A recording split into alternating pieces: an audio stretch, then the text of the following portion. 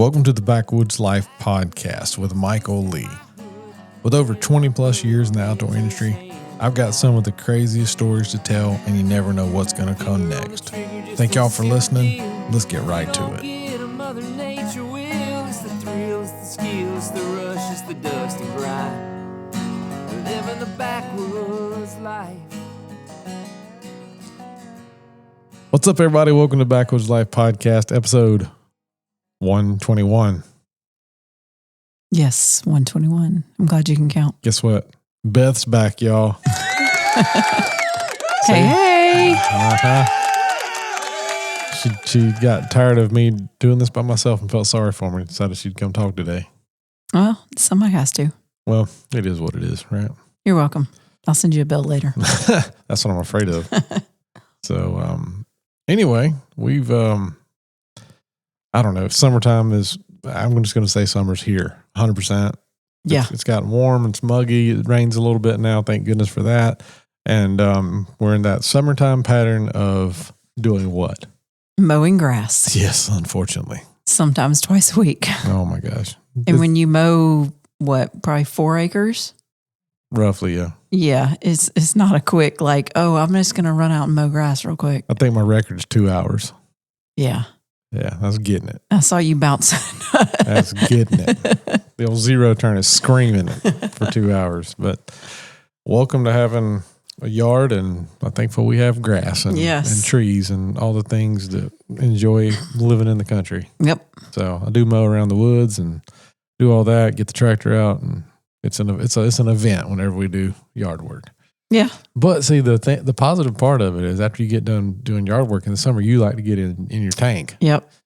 So, yes, that's what I'm saying. Like, that's your reward for mowing grass. It is. Right? And for those of y'all who are wondering, getting the tank, I have about 1,000-gallon stock tank, like a livestock tank on our patio. Stock tank. That emphasizing the stock. That is, yeah. It's got a above ground pool pump on it and everything. So we got to get a new one of those, by the way. Yeah. Yeah. That was lasted, 5 years now? Right at 5 years. So not too bad for 100. Pretty good for a piece of plastic. Whatever. Yeah.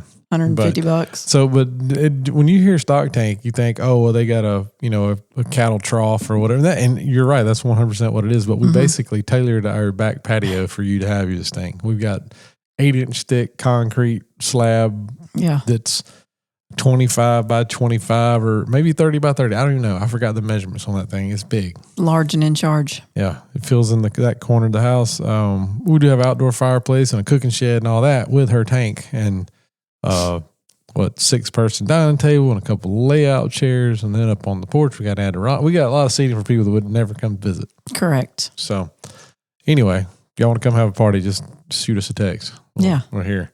But she's got a waterfall feature in her tank now. So Amazon, baby, $30. And it lights up at night. What? I know. Hey, we're high class rednecks. Just like your own little personal oasis. Of course. But anyway, makes you happy. Hey, and it's overall, honestly, it's not that expensive. For what? $1,000? Probably $1,000 total that we have in it. And that's the tank. That's what is it? How deep is that? 36? Is it 30? No, 30 it's inches? 30 inches. 30 inches? Yeah. So you can step over, step out. Of course, if you got little small kids, you definitely have to be careful. All right. But, it's 9 feet in diameter is perfect to float in and and have a little, you can sit in and have a beverage. Probably 4 or more people. Oh, easy. Sit in there. Yeah. So, there you go. You're welcome. Go to wherever your local farm ag store is.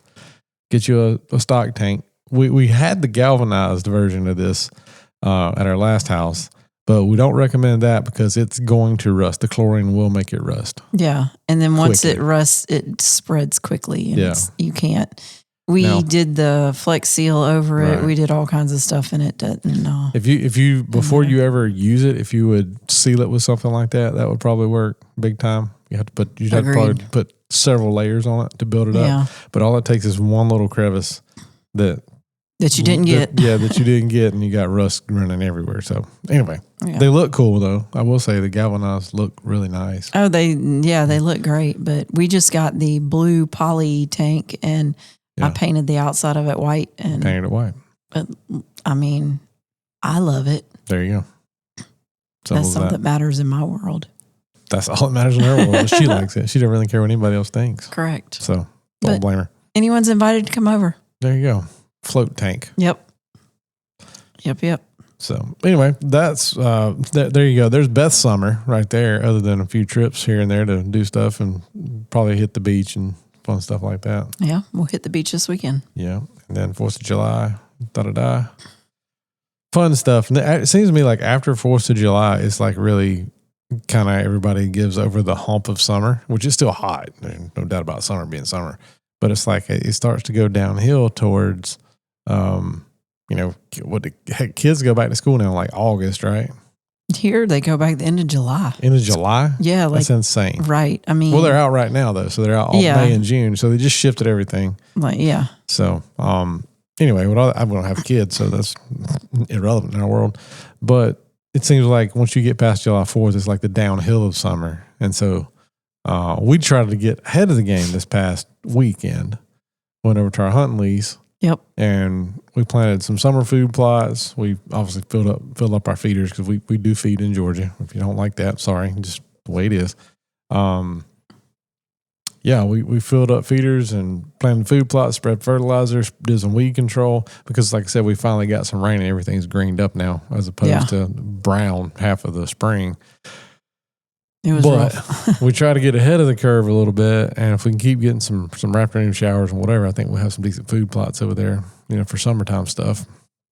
And we like to plant, a lot of stuff like Antler King Red Zone. It's got soybeans and sunflowers and, all the like fun that. stuff. Yeah, the stuff that grows really well in warm, humid, wet climates. Yeah. And deer love to eat it. So we planted some here behind our house. It's already gone. It took about an hour and a half, I think. 1 acre of that we smoked. I didn't plant it thick enough, I don't think. But either way, the deer said thank you for a few days. Well, I mean, you can always go plant more. Yeah, I mean, that's the beauty thing. It's in the backyard. Just leave the office and get on the tractor. Go get some stuff done. So exactly. But we got the bucks are starting to grow out fairly decent. A buddy of mine did show me a picture of one today that was a heck of a nice buck. So hopefully that will hang around for him and get bigger. But starting that, we're kind of like the little, the Easter egg hunt. We're like, oh, there's one. What is it? I don't know yet, but I like the way it's going. So. Yep, we got some babies running around. Yep, had some fallen pictures already. And some baby turkeys. Hopefully they're getting bigger and bigger enough to be big turkeys before make it on their own. And like I said, fawns are just now. To me, the fawns, when they start showing up on camera, they're already a few weeks old. I don't know how old exactly before they start like moving around with the parental unit. But anyway, I saw a sad video today, by the way, about a fawn. The mama doe had 2 fawns and she killed one of them. Oh, wow. I don't know. She just knew something was wrong with it. That animal instinct like that is wild. That was weird. I was like, I can't. It was really hard. When I saw what was going on, I was like, what is going on? Then I read it and I was like, oh, I can't watch that. Yeah. I mean, I do kill deer, but I don't. Not like that. That's rough right there. Yeah, so, but that's nature. Yeah. I mean, coyotes I have coyotes on camera, so you know what they're doing. It's falling time. They're hunting them, which I ain't mad at the coyotes because we got a lot of deer. Now, granted, I'd rather them not take out my baby bucks, but well, they got to help us with the population a little bit. Once again, it's nature, so it just. Now, granted, we do predator control and do our part of that, but things we got to start controlling is stupid hogs. So, our buddy Rick that we hunt together, had a whole long text conversation today with him about hog panels and putting them around feeders and what sizes and dimensions and all that to keep hogs away from, especially the protein feeders, because protein feeders are. Ours are just gravity, so deer can walk up there whenever they want to. That's the whole point of a free choice feeder, so they can eat as much as they want to and put their body weight on and be healthy deer.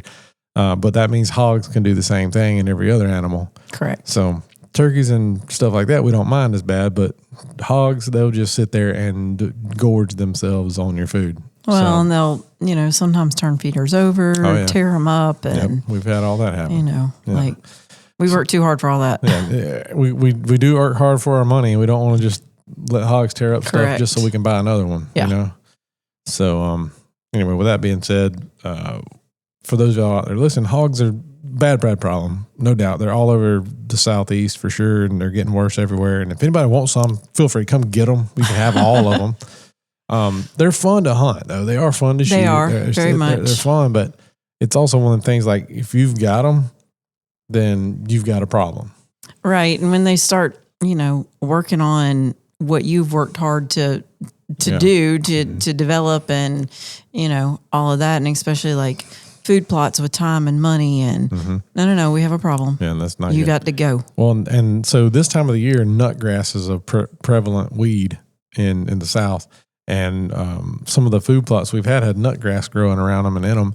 And that's exactly what the hogs were going in there to do. They're rooting up these food plots. And that means when we go in there to spray, your side-by-side beats you to death. Your tractor beats you to death. When I went in there and I planted, at least the grain drill we have from wildlife farming, it's got a cultipacker on the back. So at least would smooth out some of the rooting. It's still bumpy, but it made it better. But you got to drive over it in order for that. Oh yeah, the front end of that's terrible. The back end makes it look better.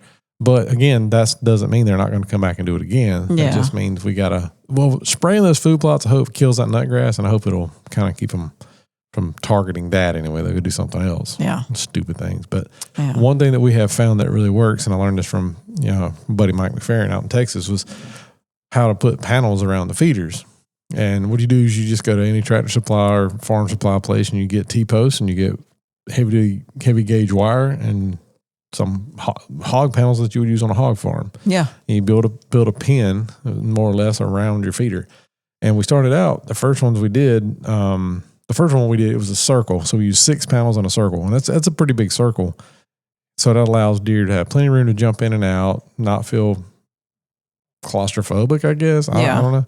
And, but that's $200 to $300 per feeder. Yeah. And those panels are usually like 16 feet long and 36 inches high? 40? Yeah. No. We get the shortest ones. I think there's 30 to 36. Yeah. I have to double check. But I think that's 16 feet long. I think that the length is right, or pretty close to that. But with that being said, though, we figured out everything I read and I saw was like, oh, you've got to do it in a circle, blah, blah, blah. No. We got one, we started in a circle, and somewhere along the way it turned into this I don't even know. It looks like not even an oval. Yeah, I don't even know what it was. What's Patrick the Starfish off SpongeBob? It was a hot mess. It does need to be redone a little bit, but the ground's too hard, so we didn't do it. But anyway, we got that one up, and the deer still jumped right in there. They didn't care what the shape was, and then we started doing just rectangles or squares rather around them, and they jumped right in there in the square ones. And we've had 3, 4, 5 deer in there at the time. So, yeah, and with those 16-foot panels, when you do a square, it gives them plenty of room to, just put the feeder in the middle, and they got plenty of room to hop in and out and have a party in there. But the unfortunate part is, I believe we're going to have to continue to panel feeders to get these jokers to go somewhere else and do something else. The only bad part is hogs they're nomadic, so they're hard to pattern, they're hard to target. They do what they want to do when they want to do it, for sure. You just, if you're in the way, you can shoot them, or we've trapped them. That does work really well, but that takes a lot of time and effort, and we have to be there for days on end for the trapping to work, and simply put, we don't have the time to do that. We could go for 2 or 3 days on a weekend, but that if it's either going to work or it's not, then you got to just, got to give it a break. We might be there for that weekend, and they might not show up. Right. So it's not like they're right here in the yard and I can be here all the time. So we don't have the liberty of that, or anybody that could do that for us. So it's a pain, but that is the most foolproof way to get rid of them, is to trap them 100%, no doubt. And I don't know, we just do what we can when we can. It is what it is. Yeah. Well, we just gotta, my whole point with all that is, the hogs will eat turkey eggs, and I don't like that. Rude. I believe a hog will eat a newborn fawn. Yeah. They hogs are carnivorous and omnivorous. Yeah. So that means they eat fruits and vegetables and meat. Mm-hmm. and anything else. They're a hog. They eat everything. Yeah. They will eat bones. Oh, it's a little too crunchy. But they'll do it. Just saying that hogs are nasty, vile animals. They're gross. I mean, I'll eat them. I mean, they do taste good. But with that being said, we got a problem we got to keep working on. And, you know, this time of the year is when you can try to work on stuff like that. Like during deer season, everybody's hunting during deer season. Like all the properties have, you know, hunters are on everywhere. Then they got feeders going everywhere, food plots, whatever they're feeding, and they're hunting. And, you know, our neighbors, I mean, they kill a ton of hogs every year next to us. Thank you. Yeah, y'all keep up the good work. Hope y'all get all of them, but we've got to figure out a way to deter and devour, make them go away. That's the hard part. They're pretty smart too. They learn when to move in the day, when to move in the night. You pressure them at all, they do something different, and they change their hours. And yeah, I mean, these guys, I got buddies, you know, they love going out hog hunting all night. I can't do it. Look, I'm too old for that. I just don't want to stay up all night. No, not to do that. I mean, I can get you out there. I'll stay out there until late, but I can't do the all hours thing. And then when you hunt till 2, they show up at 2:30. Correct. You know, or you could do like your dad. You could just go sleep in the stand. No, too hot for that. Too hot. He did that one time. He did that. That was actually in the early spring. Yeah. So, but still, that story's.